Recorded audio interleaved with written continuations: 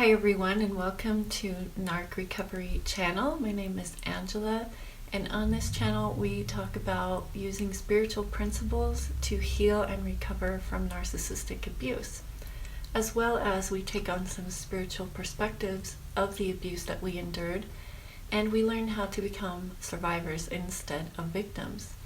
So I thought it would be only proper to start this channel out with my own experience and just tell you a little bit about me and where I'm coming from with this channel. And I just want to say that I am not a professional doctor, psychologist, or any of that. Everything that I share on this channel comes from my own personal experience, and so I just want you guys to be well aware of that I am not a doctor. So what I am is a victim of 3 different narcissistic relationships throughout my life, plus many smaller borderline narcissists were sprinkled around in there too, but there were 2 overt narcissists and 1 covert narcissist. And I met the first overt narcissist when I was 19. He was a friend of the family. He used to come around and hang out, and we were friends, and he ended up sort of manipulating me into a relationship that I didn't really want to be in, and then I was pregnant before I knew what had happened. So it was a really confusing time. It was my first time being out on my own, and I was really naive. I didn't know that there were emotional predators like that, and so I was basically just a sitting duck for narcissist number 1. But the interesting thing is narcissist number 1, I was someone who triggered my first spiritual awakening at 19. And so when I met narcissist number 1, I had a bit of a spiritual awakening, not completely, but quite a lot. And so it was a really kind of magical and spiritual time in my life, and I associated that with the narcissist. And I thought that because we had that experience together, that it must mean something more, that must mean we're supposed to be together, even though I didn't really have any feelings or attraction to the narcissist. And I actually fought the narcissist the whole way. I did not want any part of the relationship. He kept trying to tell me that we were in a relationship, and I would argue with him that we weren't. And one time I even went so far as to go and hook up with someone else just to prove to the narcissist that we were not in a relationship. But it didn't change his mind at all. Then it was that I was cheating on him. I had cheated on him now, and he still uses that against me. So what happened is we had a kid together, which was not planned or anticipated.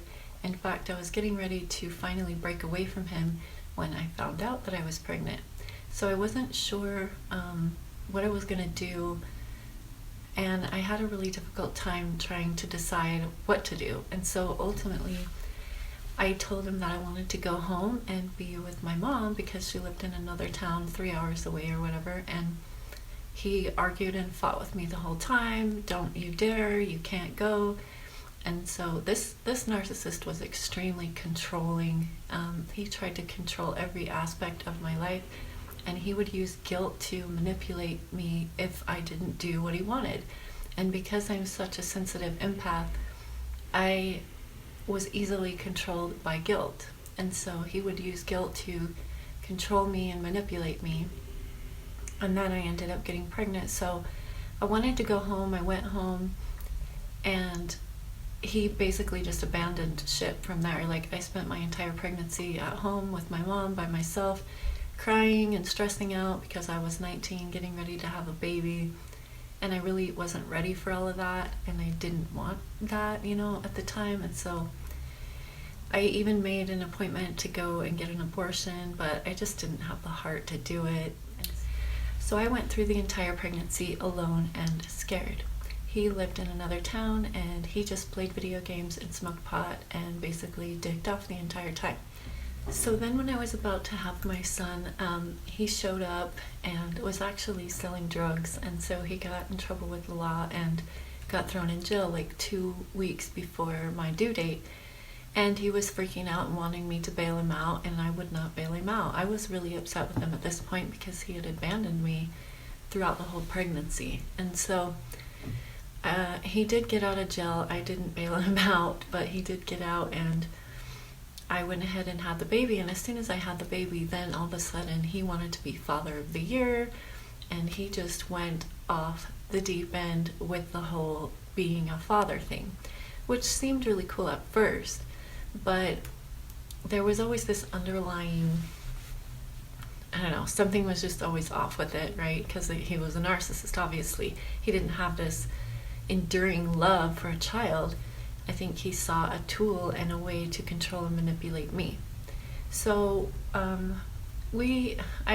was on and off with him for a while. I was trying to break up with him. Every time I would try and break up with him, he would take my son and lock me out of the house, or take the car, or block the money, or he would do something to prevent me from being able to leave, or to keep me from being gone for too long. His favorite one there at the end was to take my son and lock me out of the house, and we didn't have any court papers, so the cops wouldn't do anything, and he could essentially keep my son from me as long as he wanted. And he took full advantage of that. And so when I finally decided to leave him after a few years, I think my son was about 3, I really, really wanted to leave him. And I told him that, and he told me if I leave, I'm not taking his son. And so I knew if I left, I was going to have to make a mad dash for it, And so I waited until he went to work the next day, and I packed up the car and I left and went back home to Vernal, because I had been back and forth from town to town in that 3 years. But so I went back home. He showed up a few days later, begged me to take my son to the park and to McDonald's, and promised he was going to bring him back. And he never brought him back. He took off, and I didn't see my 3-year-old son for 2 weeks, because that's how long it took me to go through the court, get an attorney, track him down, do the legal stuff in order to get my son back. And that was the beginning of a 2-year-long custody battle in which the narcissist made my life an utter and living hell. So I did get my son back, but the custody battle started, and he played as dirty as he possibly could in that custody battle, trying to prove me a bad mom. He used my journals against me. He convinced the court that I was a druggie and an alcoholic, and I had to take drug tests and UAs and bullshit in order to see my son.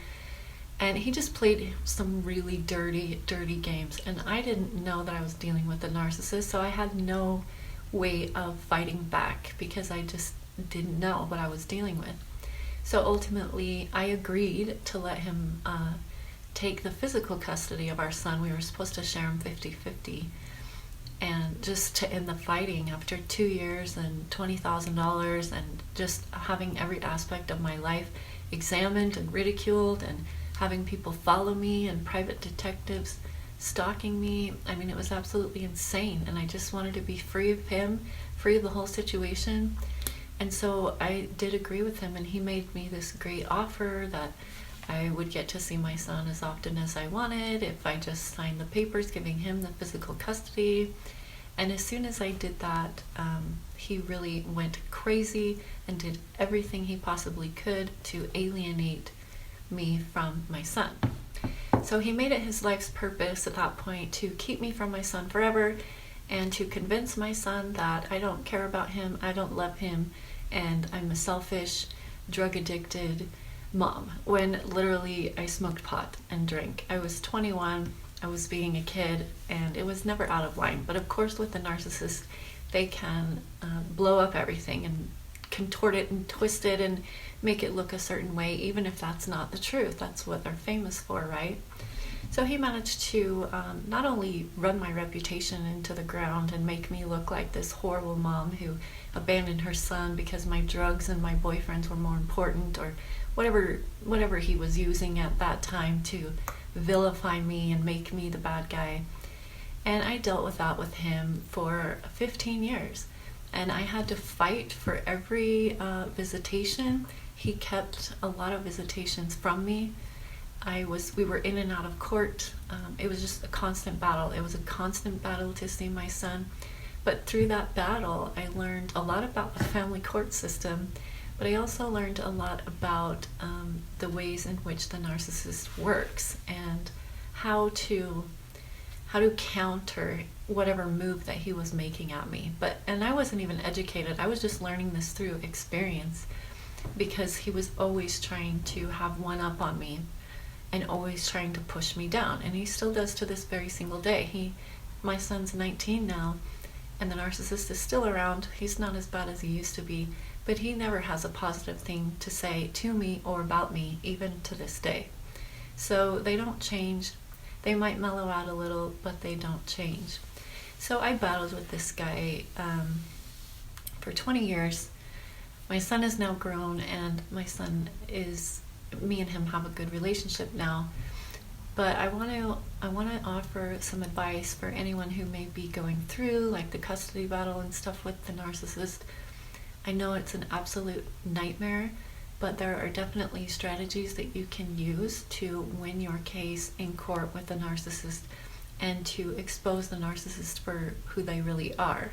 So if you are confused about that, you can message me and I can help kind of talk you through what you need to do in order to be successful in a court case with a narcissist.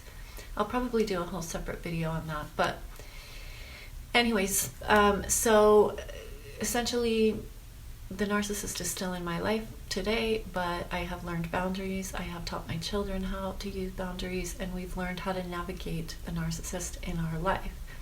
But after things had ended with this narcissist, I had a few years of kind of rocky relationships, and then in 2015 I ended up with narcissist number 2. And narcissist number 2 was a whole new ball game, because narcissist number 2 was a covert narcissist. And so I had no idea, like I was totally duped by this narcissist, even though looking back there were so many signs and it was pretty obvious what I was dealing with. But again, I didn't know. This was before I even knew about narcissism. So I get with this one. This one is a major cheater and liar. He's covert. He's very deceptive. His thing would be to go and cheat on me or do something sneaky or deceptive. It didn't matter what it is, as long as it was deceptive, but usually it was cheating and lying. So he would go and cheat. He always kept his options open. He was always triangulating me with other women. He had enough women around him because of his job. And then when I would break up with them, he would call me crazy and would send me these long written messages of, "Oh, I love you. Oh, I'm so sorry. I didn't realize my mistakes, but I see them now. Please give me another chance." And so it actually seemed really sincere. And so I would give him another chance, and then he would just do the same thing again. It was a cycle. And it's a cycle I was trapped in for about 3 years of he would go out and cheat. He would beg me to come back, tell me how much he's had this great epiphany and he's going to change. And then I would take him back, usually with a fight. I didn't take him back easily, but I would usually end up caving in and actually believing his little sob story. And then he would just do the exact same thing again. And we did this off and on, in and out, back and forth thing for 3 years. And I knew, like, that's when I started to catch on that something is wrong with this situation. Like, normal people don't act like this. His favorite thing was to triangulate me with other women and make me jealous and make me feel competitive, like I needed to win his love or prove myself. And it was just exhausting. I was always trying to catch him cheating. I was going through his phone constantly, and he was really good at hiding and being sneaky about his stuff, because I didn't really catch him doing much, but I knew that he was doing a hell of a lot more than, was being shown or admitted to. And so I dealt with that for a really long time. It was excruciatingly painful, having to be in this constant fight or flight, competitive, jealous, insecure energy that he kept me in, that really ran me down, really destroyed my self-esteem, my self-worth, and really just made me feel like I was nobody.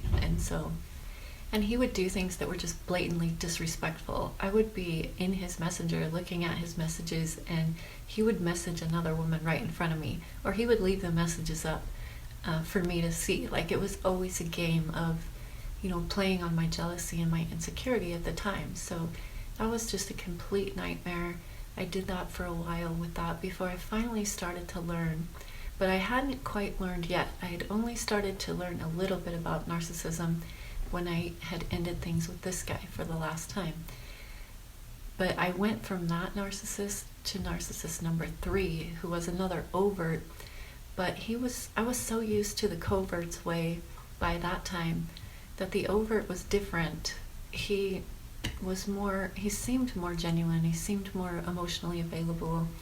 He seemed more just genuine overall. And so I thought I was jumping into the arms of my savior when I was really jumping into the arms of narc number 3. And things with narc number 3 ended fairly quickly. It was a fast up and a fast down, but it was a really intense up and a really intense down. And I had a lot of fun with narcissist number 3. We had a lot of really good times together, but he was a very volatile and angry narcissist. And so if you called him out on anything, he would yell and scream at you, and it was really scary. So I may go into each individual narcissist a little bit further in different videos because they're all kind of a long story. But ultimately what happened after narc number 3 was everything blew up. Basically, narc number 3 threw my world entirely upside down, literally.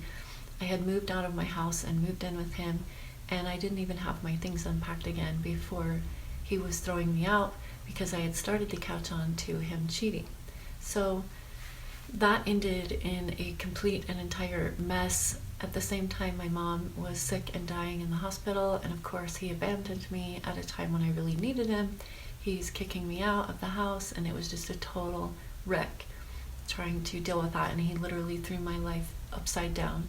And my mom had passed away just a few weeks later, and so it was a really difficult time of my life.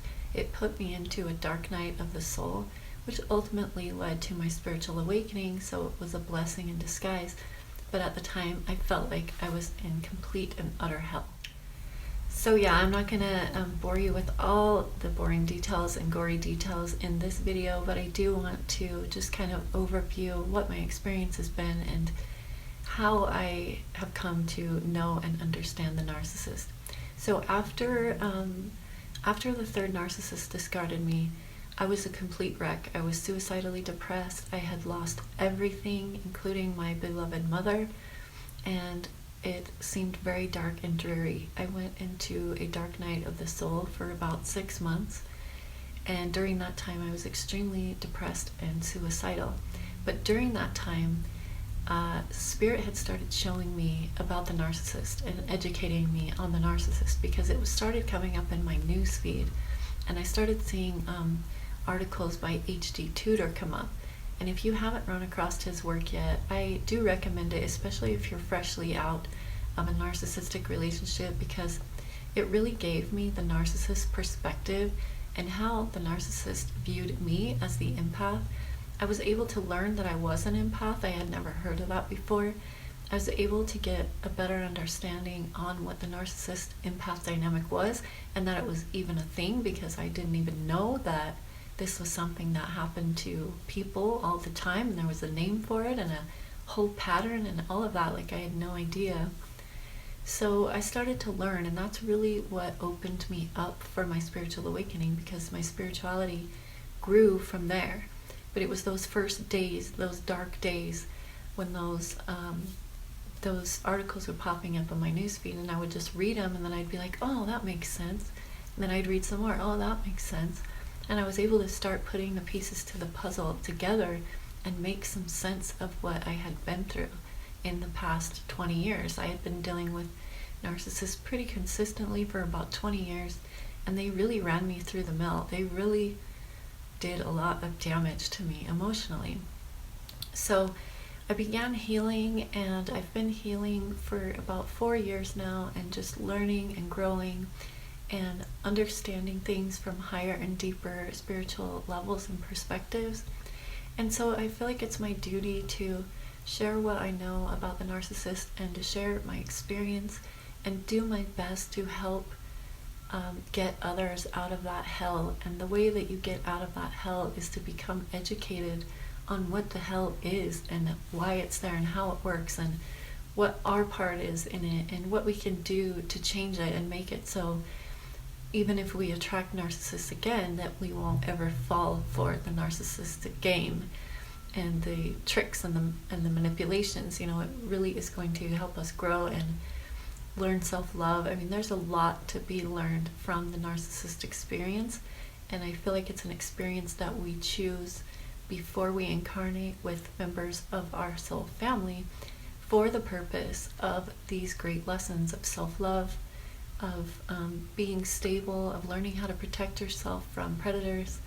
There's many, many lessons to learn from it, as long as you don't stay a victim to it. And the most important thing is to not stay a victim to narcissistic abuse, to take your power back and become a survivor.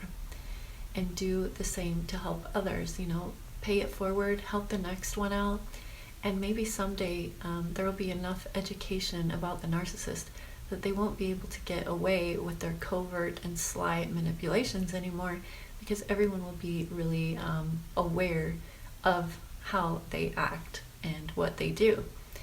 So that's kind of my goal here with the channel, is to kind of help you guys get through some of the more difficult parts, help you understand things that I know I had troubles understanding and struggling with, and just kind of giving you a roadmap of how to navigate through this and come out the other side a much more stronger, more empowered version of yourself, and somebody who has way more self-love coming out of it than you ever did going into it.